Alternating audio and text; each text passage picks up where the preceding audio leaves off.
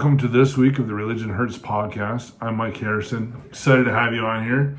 Last week of May, which is kind of fun, 2026. It's been hot. Man, it's been a hot week. Hot few days, which is awesome. But it just feels like we went straight from winter right into summer. Where was spring? It's like we got a day or two of rain and then boom, hot. Oh well, I'm not going to complain. I don't mind the heat. I live in Florida. I've worked in Africa. I don't mind the heat at all. Anyways, happy to have you here. I'm glad you're joining me.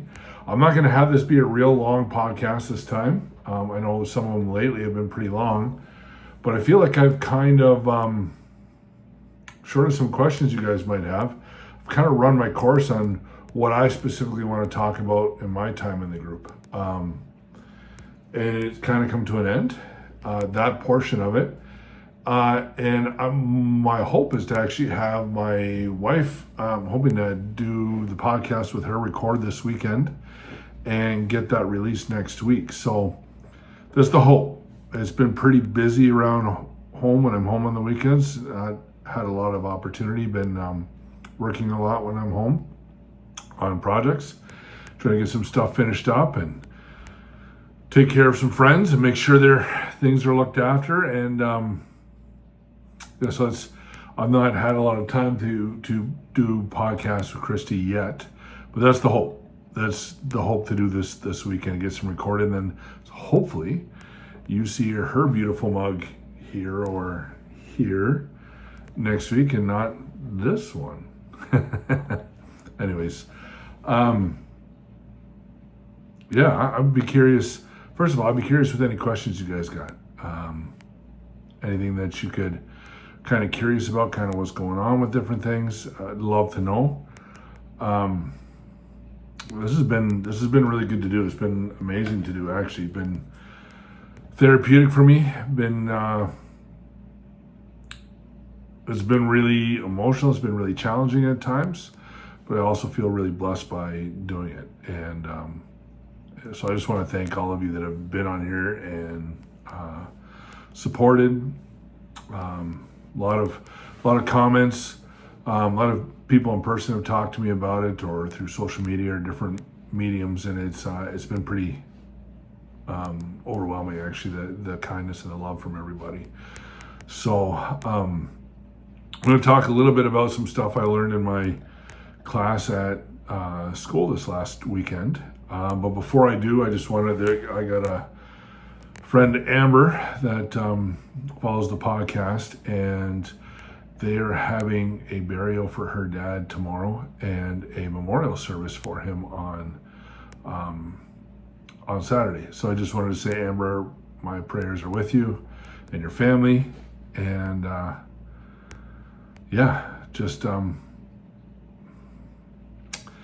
just prayers are with you. Support's with you. And I know it's going to be really good. So I was trying to search for the words, because how do you say a memorial service is going to be incredible? Like it's never, it's not what we would choose by any stretch for a great time, right? But I just really believe, knowing Amber, that and the things that I've learned about her family and different things, that this is going to be really good. People will be blessed, really blessed by it. And so really happy to know that. And so I think it's going to be good. I think it's going to be really good. Anyways, prayers are with you, and and our support. So, all right, so I want to get a little bit into class. I had a couple questions come up this last week regarding, Mike, you're doing a podcast about how religion hurts. How are you going to school to be a pastor? Interesting question. And I could totally grasp why those questions were coming. And here's the thing. I'm not by any stretch against Christianity. I'm against abuse in Christianity. I'm against hurt in Christianity. I'm against people living and acting as Christians or pastors or leaders where they're destroying other people. And so just very quick recap for those that don't know. I go to an Assemblies of God church in Cold Spring, Minnesota. Been going now for, well, it's probably been almost 7 years. Has been 7 years since I started going there. And it's been phenomenal. It's not always been perfect, but it's been really good. And we had just come out of the group. I think that I left the group in March, got a job here in Minnesota in April, essentially, and moved up here. I moved up here right away. Christy and the boys finished school, so about a month and a half that they were down there, and I was up here. And I started going to church right away, and it was the perfect place for our family for what we needed in that time. Some stability, care, really, really good spot for my family. Really good spot for my family. So we've just kept going. It's been incredible. And like I said, not always perfect. No church is perfect, and I don't expect that. And this podcast isn't the Why Churches Aren't Perfect podcast. You could probably do a lot of information on why churches are perfect, but you could do a lot of information on why none of us are perfect, right? So that's not been my heart. But anyway, so after going through some different things personally, coming out of the group, I probably will get into some of this stuff a little bit farther down the road, talking about some of my personal testimony after the group. Just don't think it's quite time yet. But I've talked little bits and pieces, but having fought some sex addiction stuff, having fought some depression, having fought a lot of anxiety, had some panic attacks, different things over time, having been out, some health issues, different things like that. As I don't want to say I defeated those things, because I don't know that you necessarily defeat some of those things, but as life will get better and life will get more restored, or I feel more restored, or I just feel better, I guess it'd be a better way to put it. I had a counselor for a long time, and he used to say, know that you're struggling well. We all struggle, but are you struggling and losing, or are you struggling well, struggling and having victory in those areas? And so as I started to struggle well more often than not, I had this desire to help other people that have been hurt by church specifically. I think there's a whole bunch of people that grew up in, went to, were involved in, have friends, have family in, whatever, that want nothing to do with church whatsoever, because of the hurt and pain and destruction that they've gone through. Often at the hands of sometimes well-meaning ministers, and oftentimes poor-meaning ministers. And it's my heart to talk about my testimony of everything that I've gone through, and how it's led me back into a relationship with God and not away from a relationship with God. And that's my heart, relationship. Well, I would say the opposite of religion is relationship. And I'm a firm believer in relationship. Just find religion extremely destructive. And so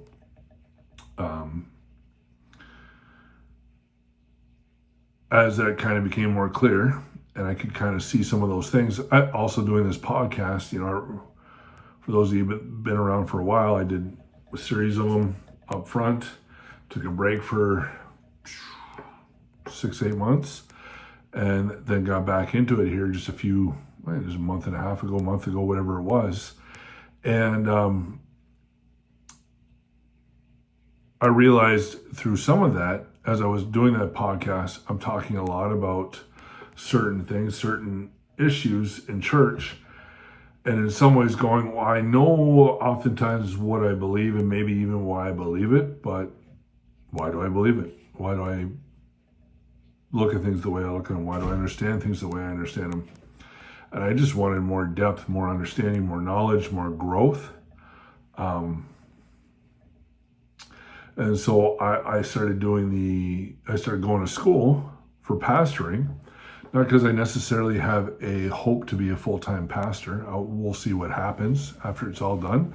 But at this point, that's not the end goal. Isn't necessarily pastoring as a full-time job. But I really wanted to grow in my knowledge and my understanding and get some base to where I was at. And again, having come out of that cult and that environment and my dad's craziness, my dad had some crazy theories and theologies, especially towards the end. He was always a touch extreme. We grew up in the Christian Reformed Church when we were young, or Dutch Reformed Church, depending on what you want to call it. And I know a little bit of what they believe. I was pretty young actually when we left, maybe 5, 6 years old, something like that. And so I remember certain things, and I've got grandparents and family and stuff that still go to that denomination. And I don't know a lot, but very structured, very, very things a certain way. Pews and hymnals with the readings in the back that you follow through and all of that kind of stuff.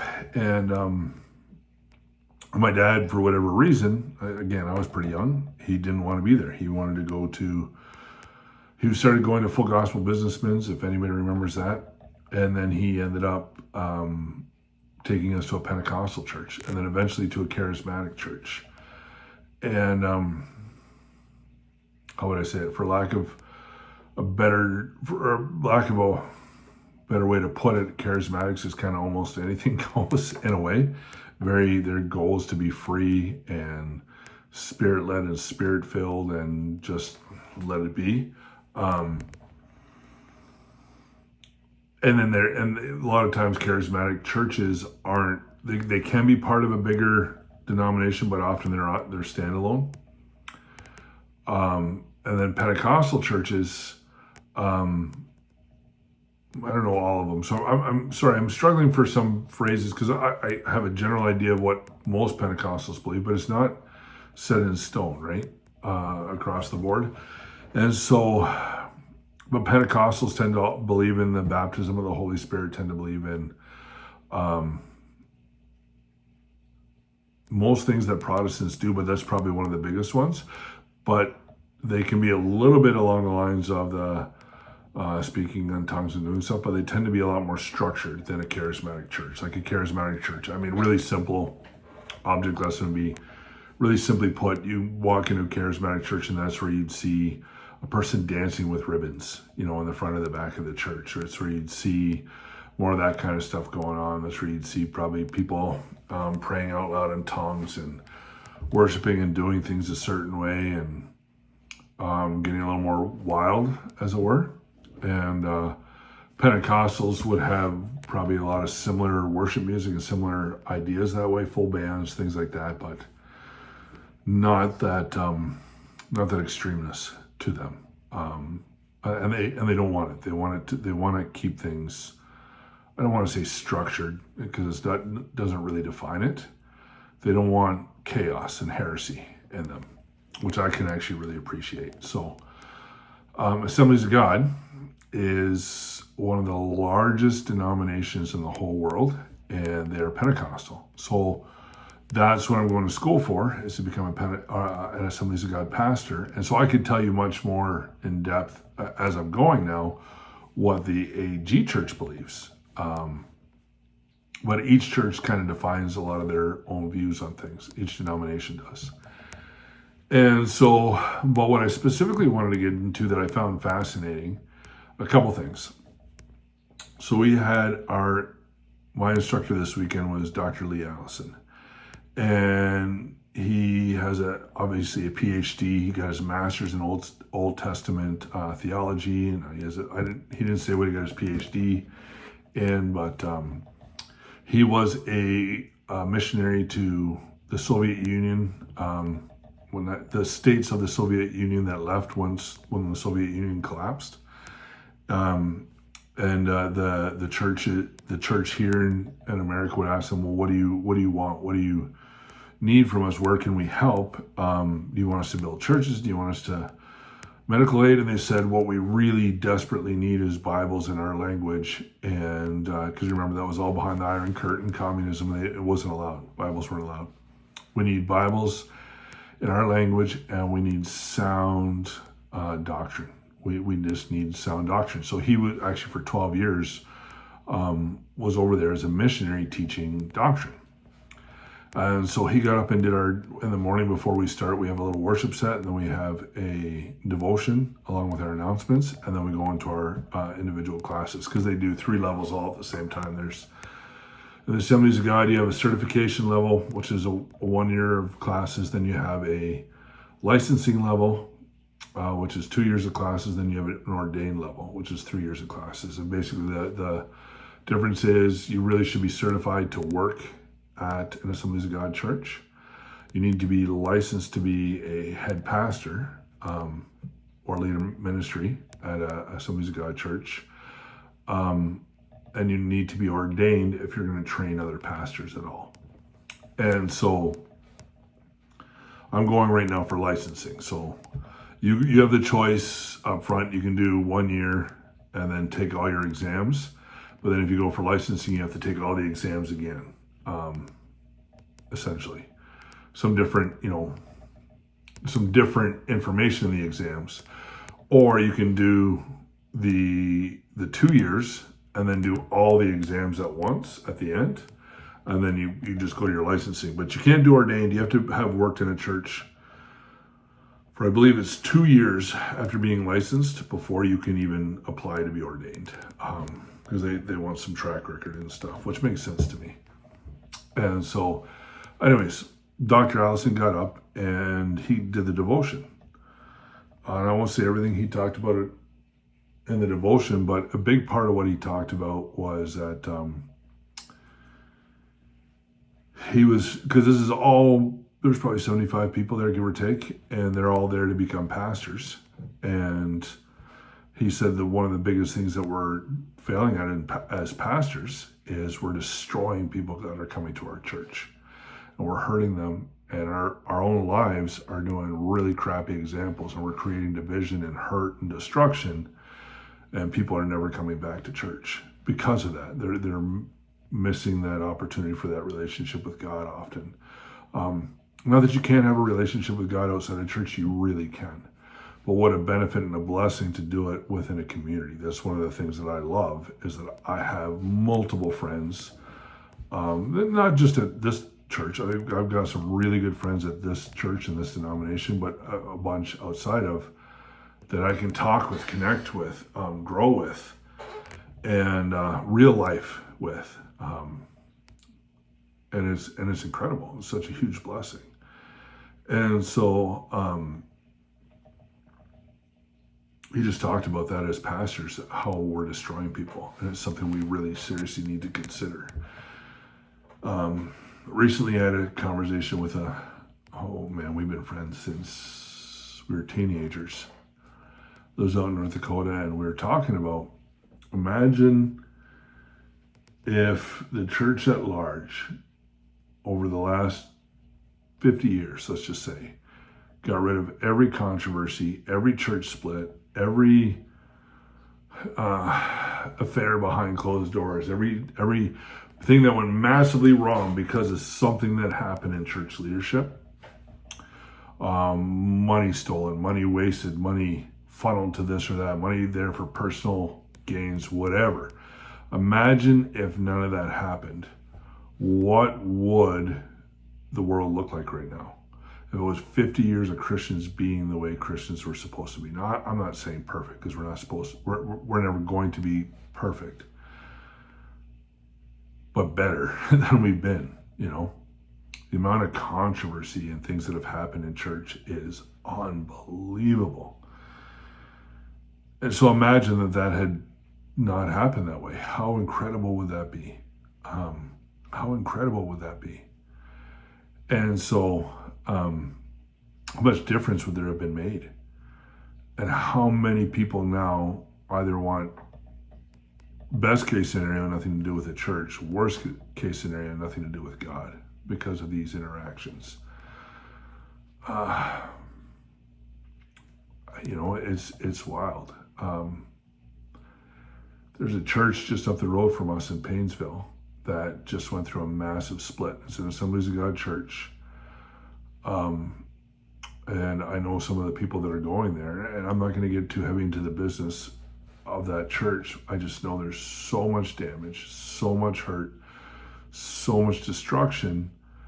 And a lot of it comes down to the fact that the pastor and the leadership, mostly the pastor, made decisions, did things, and would lie when caught and was dishonest about them as they happened.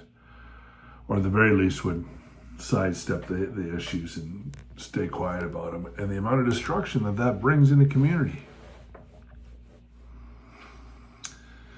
Anyway, so he got up and talked a lot about that.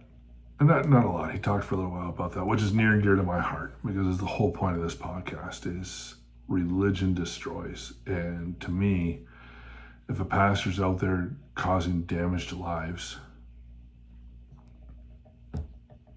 what are you doing? What are you doing?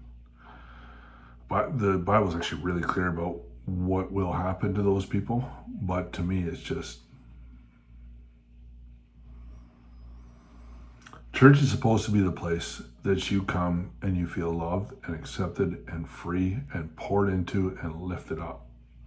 And oftentimes it's the place of cliques and separation and division and politics and heartache.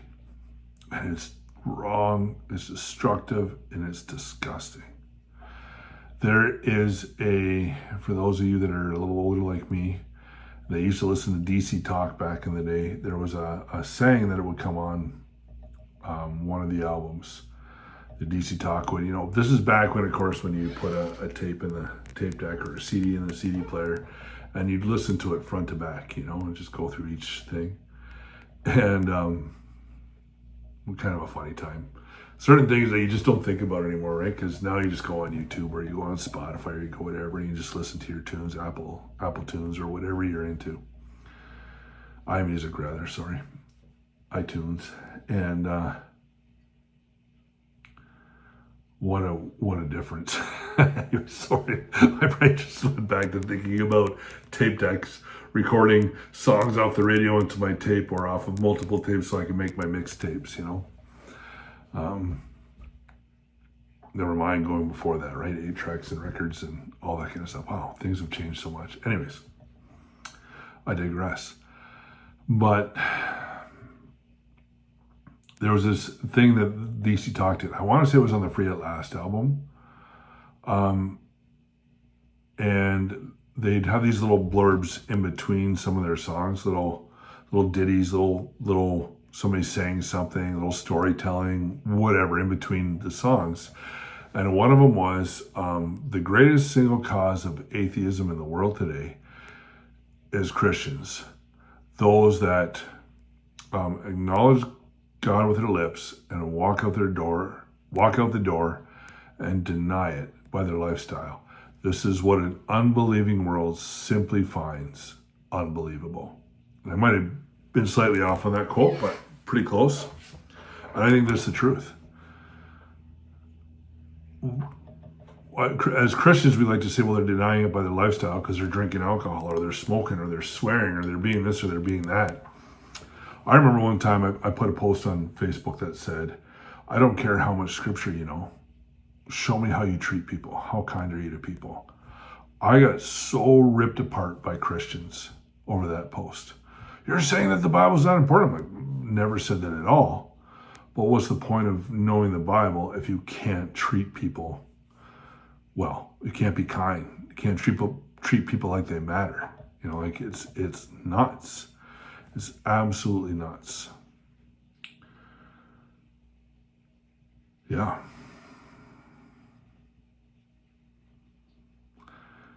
My heart's been hurting lately. Sorry, I was just deciding if I wanted to talk about this or not. But my heart's been hurting lately because I got a really good friend who, when I was in Africa the last time, so this would be October, November of 24. I just landed. I've been there about a day and a half, in Kenya. I was going to go to Ethiopia. I hadn't quite left yet, and a really good friend got injured in a workplace accident. He was a diesel mechanic, got sent out to a job site that he shouldn't have been on, and he had a beam fall on him, and it destroyed his leg. I'm going to try not to get too graphic with this. And anyways, after he was able to get rescued by firefighters and the guys on site, and these are all guys that I know because I did a lot of, Christy worked in their office and I did a lot of subcontracting for them. And he was obviously rushed by ambulance to the hospital. And long story short, he lost that leg, his left leg, and then because of a blood issue, he ended up losing his arm. So he lost his arm up here and his leg above the knee. And it's been a traumatic, long road for them. And they ended up pursuing a lawsuit against the general contractor and the person that he used to work for, and the place where they were doing the job at. I don't want to give any names of this. If you know, you know. It's okay. I don't mind to maybe tell you privately, but I'm not out to try to necessarily just trash anybody. I just wanted to talk about one thing specific, and it was devastating to that family. Well, the owner of that company that he worked for is a Christian, was a good friend of mine, goes to church, often talks about how much he loves God, gives to missions, does all the things. And he had two guys that used to work for him. And one of them, and both of them had some drug issues. One had been in jail at that point for right around a month when this happened. And the other one actually missed work that day, and for whatever reason, didn't show up to work that day. And the one that was in jail, and that one, the owner of the company, who's a Christian, the next time he saw both of them, he blamed them for the accident. An accident where something went wrong. A jack stuck and a beam slid. It wasn't really anybody's fault. And had one of those other guys been there that day, it would have been them that got hurt or killed instead of the guy that did. And there's no way that it's good or okay or anything to have happened to anybody. But accidents, unfortunately, sometimes happen, and this was bad. This was a really bad accident. And I was just stunned when I got back from Africa about a month later. And these two guys, I showed up on a job site because I was going to do some subcontracting for the guy. And I got back, spent one day not going to work, and actually went and visited that friend in the hospital. He had just gotten out of his coma. And we just sat and talked and spent time in his room and just being with him. And then the next day I showed up to a job site, and the guys had gotten there an hour, 2 hours before I got there, and they weren't working. And I kind of walked in and was like, hey guys, how's it going? Long time no see. And they didn't ask how was Africa. They didn't do anything. They just said, Mike, we need to talk. I said, what's going on? And they just wanted to talk about what they went through. They were all carrying this super heavy burden from this guy that got really hurt. This was a friend of theirs. And the one guy that had missed that day, he was bawling because he's like, it was told it's my fault because I wasn't there.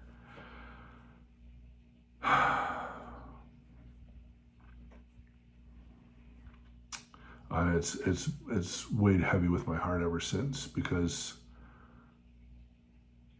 these are the moments as Christians when we're supposed to show up. These are the times when we're supposed to be there. This is where it matters. This is when we have the biggest opportunity. I'm not saying for self-growth or self-reflection or that we look at in a moment, but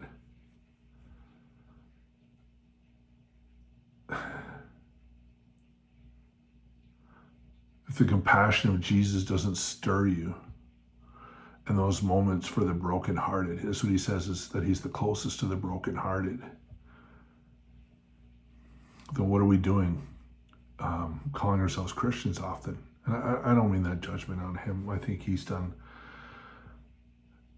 he was hurting too, the owner of the company, and I don't think he meant to cause damage, but it just made me sad because that's what we do often as Christians. We judge, we imply, we ridicule, we put down, we carry a spirit of elitism to us, that we're somehow better than the rest of the world because we have something that they don't.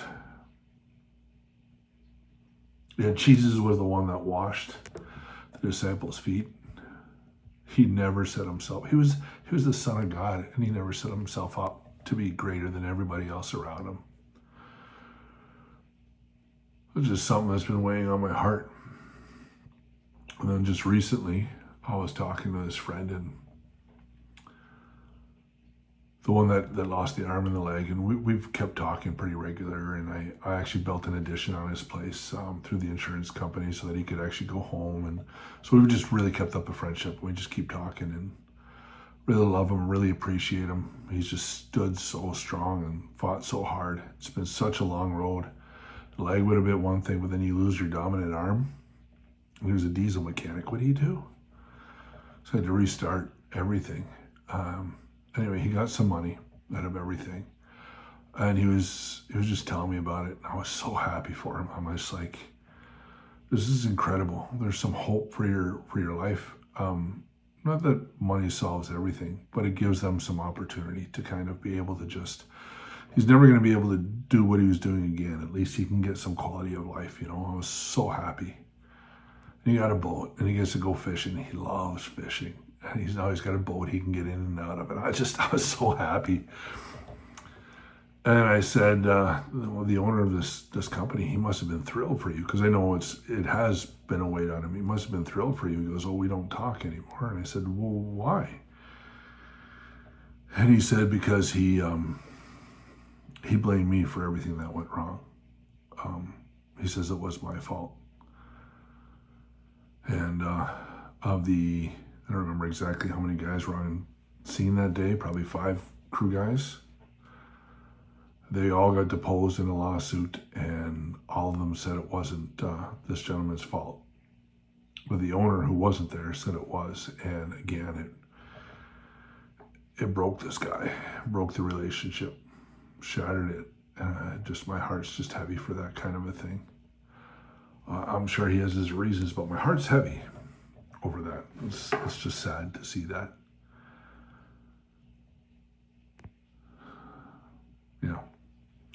Christie left their office last November, and I haven't done any subcontracting for them in almost a year, and mostly just over the treatment of people, unfortunately, because it's just hard to watch. I don't want to go any further down that road. I don't want to trash them by any stretch. I think they're trying to do their best through a really tough situation too, but what a missed opportunity to show love, to show kindness, and to show support. You're not going to make everybody happy, but if you can have a laid down life for people around you, that's my heart. Because religion does hurt. So, anyways, I'm going to end the podcast here. Went down a little different road than I planned to, but just want to say thank you so much for joining me. As always, please feel free to answer questions. I think going right across here, either now or whenever, has been the email that you can reach me at if you want. You can go on Facebook, find me, go on this YouTube channel, comment. Anyways, be happy to hear from you. Love you, and until next time, I'm Mike Harrison. God bless and have a great night.